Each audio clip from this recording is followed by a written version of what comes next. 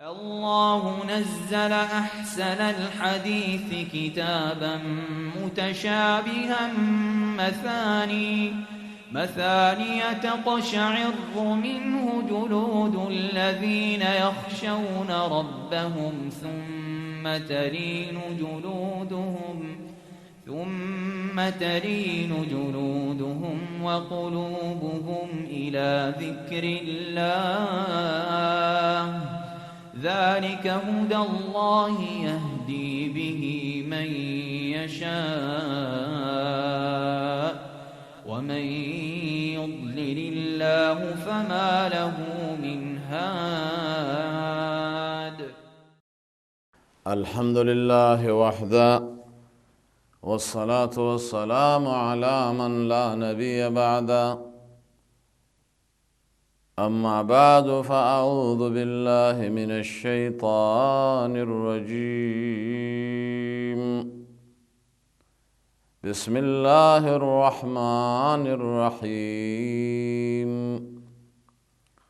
والعصر إن الإنسان لفي خسر إلا الذين آمنوا وعملوا الصالحات وتواصوا بالحق وتواصوا بالصبر. ډیرو قدرمنو مشرانو کشرانو مسلمانانو خویندو میندو د پیغام ټي وي تلویزیون مینوالو مشاهدینو مستمعینو السلام علیکم ورحمة الله وبرکاته. د نن ورځې درس موضوع ده هغه امور او کارونه چې موږ او تاسو د هغې نه منع شوي یو، یا په بل تعبیر دین دوه قسمه دی، یو د مأمورات او بل د منهیات. نو زموږ او ستاسو د دې درس موضوع ده منهیات چې د هغې نه اجتناب او ډډه پکار دی. الله هم ترې منع کړي، پیغمبر علیه السلام هم د هغې نه منع فرمایلې. هغه ډېر زیات دي، خو مشت نونی خروار یو څو به زه تاسو ته بیان کړم په اختصار سره. اول تکبر، ځان غټ ګڼل، ځان به غټ نه ګڼې. تکبر او کبریا دا د الله سبحانه وتعالی صفت دی. هغه سړی به جنت ته چیرې داخل نشي چې د هغه په زړه کې د ذرې په اندازه تکبر وي. او تکبر وایي څه ته؟ دا کبر داسې وایي څه ته؟ حدیث کې راځي الکبر بطر الحق وغمت الناس.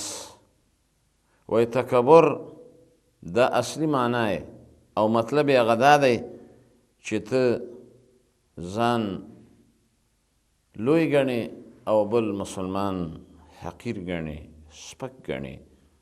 او بل دا ده چې د حق ردول کې، حق نه انکار کې، ته متکبر یې. بل امر د امورو چې د هغې نه موږ او تاسو منع شوي، حسد کول. نبی کریم صلی الله علیه وسلم فرمایي لا تحاسدوا، حسد مه کوئ، ولا تباغضوا، بغض مه کوئ، ولا تدابروا، یو بل له شاګانې مه ګرځوئ، وکونوا عباد الله اخوانا، تاسو د الله جل جلاله صحیح بندگان جوړ شئ، ورونه په خپلو کې سره جوړ شئ. بل امر د امورو چې د هغې نه موږ او تاسو منع شوي یو هغه دی سود. سود الله حرام کړی، واحل الله البيع وحرم الربا. الله خرید او فروش جایز کړی او سود حرام کړی. رسول الله صلی الله علیه وسلم هغه فرمایلی دی د سود په خوړونکي او ورکوونکي دواړو باندې لعنت دی. یو سړی چې د سود یو روپۍ خوري، یوه روپۍ، او هغه ته معلومه یي چې دا سود دی، نو هغه داسې وایي مثال لري چې د 36 کرته د زنا نه د دې یو روپۍ سود جرم او ګناه سوا ده. دا دومره یو بد عمل دی او دومره الله ته دا کریه دی. بل عمل امر چې د هغې نه موږ منع شوي شراب څښل دي. د دې وجې نه نبي کریم صلی الله علیه وسلم فرمایي چا چې دنیا کې شراب څښله، شراب خور وي، نو آخرت کې به دی په جنت کې د شرابو نه محروم وي. د دې یو معنا دا ده هلته به هر څه ورته میلاویږي چې کله جنت ته ځي، خو شراب ته به د ده شوق او تلوسه او آرزو نه راځي، او یا به الله سبحانه وتعالی الجزاء من جنس العمل د شرابو نه دی محروم کی. بل امر د امورو نه دروغ ویل، د دې نه باید سړی ځان بچ کي او دې نه منع شوي ایاکم والکذب، تاسو د دروغو نه ځان ساتئ، فإن الكذب يهدي إلى الفجور. کله چې سړی دروغ وایي دا فجور و فسق و ګناهونو ته سړی هڅوي، وإن الفجور يهدي إلى النار، او دا فسق و فجور سړی هغه جهنم ته پرې رسیږي. او تر دې یو سړی دی هغه ځان عادت کې په دروغو باندې، نو یکتب عند الله کذابا، دی د الله سره په رجستر کې دفتر کې فایل کې دروغجن ولیکلی شي. د دروغو نه باید سړی ډډه وکړي. المؤمن لا یکذب، مؤمن نه زنا کیږي، غلا کیږي، نور ګناه کیږي، لیکن دروغ هغه نه وایي. بل امر د امورو نه جاسوسي کول، چې د خلکو به تجسس نه کوي، جاسوس به نه جوړیږي. څوک چې د خلکو خبرو ته غوږ دی په داسې حال کې چې هغوی دا سړی بد ګڼي چې د ده خبرې ته دی غوږ باسي یا ترې ځان ساتي، نو په ورځ د قیامت کې به د داسې سړي په غوږونو کې چې د خلکو خبرو ته دی غوږ دی جاسوسي کوي، هغه تنبه به ویلی شي او هغه به د ده په دې غوږونو کې واچولی شي وسپنه. الله اکبر، دا دومره یو عظیمه او لویه ګناه ده. بل لویه ګناه چې دې نه موږ منع شوي یو هغه تصویرونه جوړول دي. په ورځ د قیامت کې ډېر سخت اشد العذاب یوم القیامه، سخت عذاب چې ورکولی کیږي هغه به چاته به ورکولی کیږي؟ المصورون، چې هغه تصویر جوړونکي وي او شکلونه ویستونکي، او بیا د ذی روح چې هغه روحي څیزونه دي، که انسانان دي، که حیوانات دي، که پرنده دي، که حشرات دي، د دې تصویرونه جوړوي. یو ضرورت وي، د ضرورت تصویرونه لکه د کارت دپاره، شناختي کارت دپاره، تذکرې دپاره، پاسپورټ دپاره، او دارنګه اسلامي هغه غوښتنې چې کیږي حج و عمره یا دفاترو کې، سکولونو کې، مدارسو کې، بیا هغه ضرورت دی. الضرورات تبیح المحظورات. دارنګه حدیث کې دام راغلی چغولي مه کوئ، دارنګه نمامت مه کوئ، دا ډېره عظیمه ګناه ده. نبی کریم صلی الله علیه وسلم فرمایي لا يدخل الجنة نمام، چغولګر انسان به چیرې جنت ته داخل نشي. چغولګر څه ته وایي؟ چغولي چې څوک کوي چې د ده خبرې هغه لوړي، د هغه دی لوړي، علی وجه الفساد، چې د دواړو په منځ کې توړ راشي، جنگ راشي، جګړه راشي او بیلتون راشي. دغه شانته په هغه کارونو کې چې الله سبحانه وتعالی موږ یې منع کړي یو، پیغمبر علیه الصلاة والسلام د هغې نه موږ منع کړي یو هغه غیبت کول دی. غیبت به نه کوي. غیبت څه ته وایي؟ ذکرو اخاک بما یکره، چې ستا ورور مسلمان هغه تذکره چې تی کوي او د هغې نه خبر شي نو هغه بد ګڼي، خفه کېږي. نو صحابه ته رسول الله صلی الله علیه وسلم وفرمایل اتدرون ما الغیبه؟ آیا پوهېږئ غیبت څه شی دی؟ غیبت ذکر اخاک بما یکره. صحابه وویل یا رسول الله که چیرې دغه صفت په ده کې ویم وایي دقه غیبت دی، او که چیرې دغه صفت یا دغه خبره چې په ده کې نه وي او تی پسې تړې فقط بهته، بیا هغه تهمت دی، هغه بهتان دی، هغه پسې لا بله ګناه. نن سبا غیبت، تهمت دا د مجلسونو فاکهه او میوه ګرځېدلې، د خلکو عادت جوړ شوی. قرآن کریم کې الله په سورت الحجرات کې فرمایي چې ای د ایمان خاوندانو تاسو غیبت مه کوئ. ایحب احدکم ان یأکل لحم اخیه میتا فکرهتموه. آیا خوښوي یو تن ستاسو چې د خپل ورور غوښه وخوري او هغه مرداره، او دا خبره تاسو بد ګڼئ؟ نو ته چې کله د یو مسلمان غیبت کوي او د هغې یو خبره ذکر کوي په غیاب کې او هغه په دې خبره خفه کېږي او بیا نن سبا هغه خبره پکې موجود نه وي، تهمت وي، بهتان وي، دا پسې لا بله ګناه. الله سبحانه وتعالی دې د دې بیمارۍ نه اسلامي امت او زمونږ د مؤمنان بچ کړي. بل امر د امورو نه لعنت ویل دي، د دې نه منع راغلی. حدیث دی پیغمبر علیه الصلاة والسلام هغه فرمایي چې مؤمن باندې لعنت لا څه کوي چې څاروي باندې به لعنت نه وایي. د صحیح مسلم حدیث دی، یو صحابي و د هغه اوښه سورلی سسته تله، هغه ایسته زجر ورکړ، کلمه یې داسې ورته ویلې چې ای لعنتي ته ولې سسته ځې؟ نبی کریم صلی الله علیه وسلم وفرمایل چې دا اوښه پرېږدئ، دا لعنتي اوښه ده او دا به زموږ سره په دې سفر کې نه ځي. لعنت څه معنی ده؟ الله د رحمت نه لرې. د دې وجې نه بل د امر نه چې موږ او تاسو منع شوي یو د رازونو افشا کول. راز به نه افشا کوي، خاص کر د مؤمن مسلمان.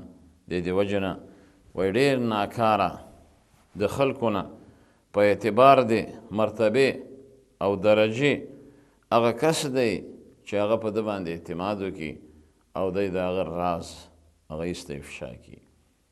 د دې وجې نه بعضې علما وایي من کتم سره بلغ مراده، چا چې خپل سر راز پټ که د خپل هدف ته رسیږي. بعضې علما دا وایي چې صدور الاحرار قبور الاسرار، د هغه خلکو چې هغه آزاد خلک دي، هغه کره خلک دي، د هغوی سینې هغه د رازونو قبرونه دي. چاله راز نه ورکوي، د چا راز نه افشا کوي. نو د دې وجې نه دې نه هم موږ او تاسو منع شوي. بل سپکې سپورې خبرې دا هم ډېره لویه ګناه ده، ځکه وایي ډېر ناکاره خلک د الله سبحانه وتعالی په نزد په ورځ د قیامت کې په اعتبار د مرتبې سره هغه خلک دي چې د فحش یعنی ناکاره وینا د ویرې نه هغه پریښي وي.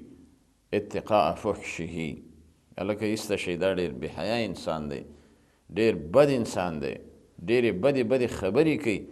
دې خواله مه ورځه، سلام هم مه پرې اچوه او مجلس هم مه ورسره کوه. دا ناکاره صفت دی او دا بد صفت دی، د دې نه ډډه کول پکار دي. دارنګه مسلمان باندې د کفر فتوا لګول، د کفر تهمت لګول، دې نه نبي کریم صلی الله علیه وسلم منع کړې ده. بلکې یو حدیث کې راځي هر سړی چې خپل مسلمان ورور ته، مؤمن ته تر دې ملګری وي، ګاونډی وي، استاد وي، یا عام یو مسلمان وي او دی هغه ته ووایي چې ای کافره یا پلانی کافر شوی دی، که چیرته هغه سړی همدغسې وي زه کافر دی، نو خبره بیا صحیح ده.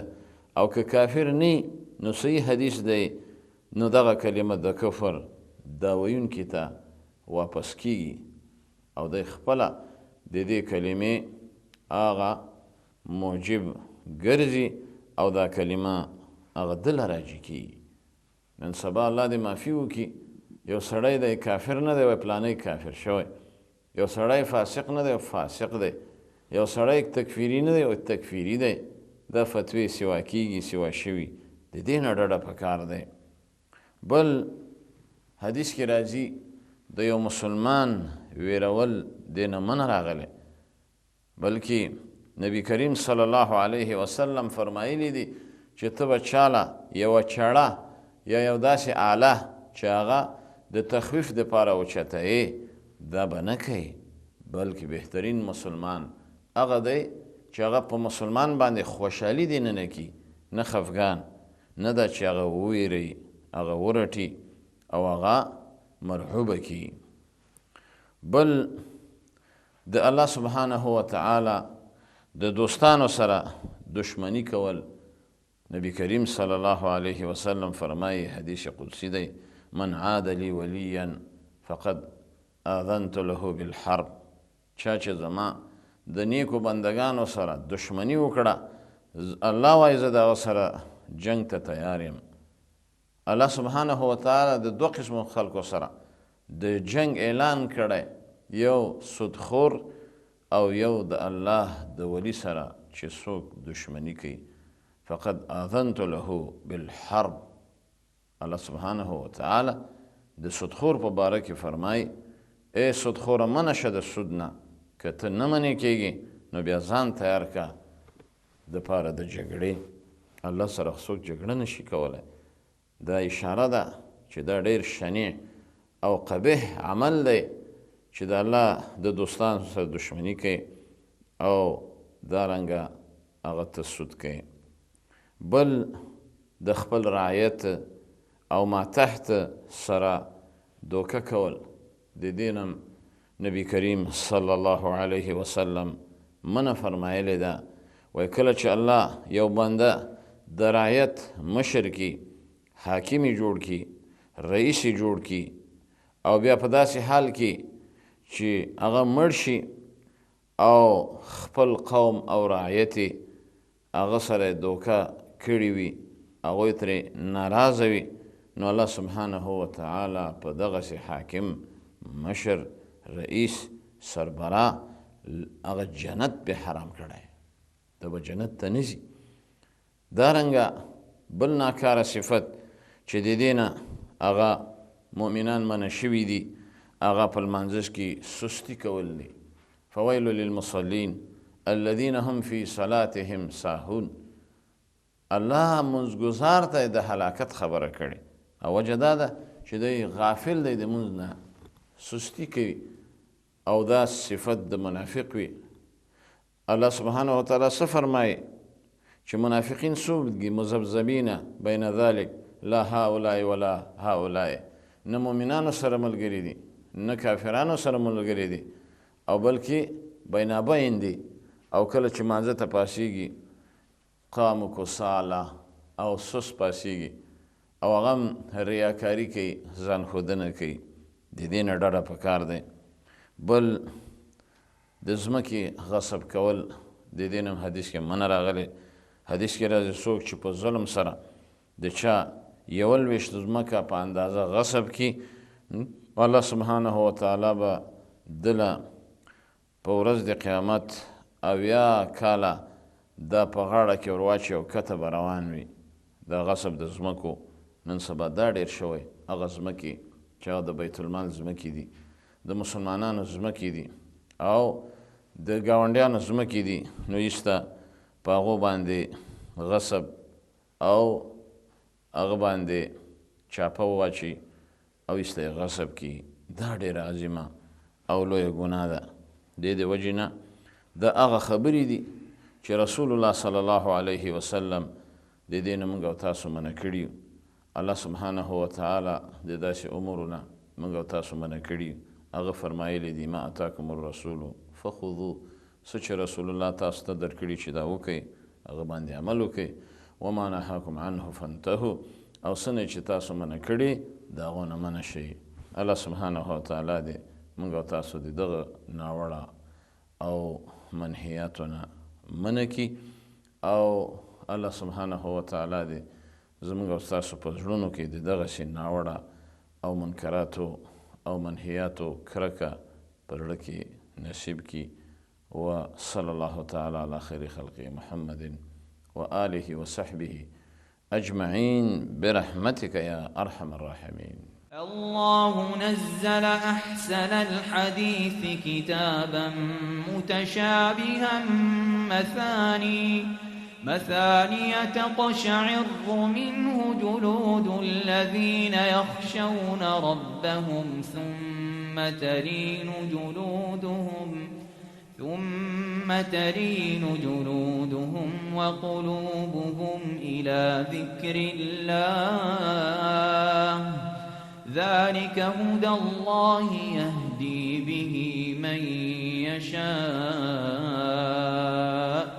ومن يضلل الله فما له من هاد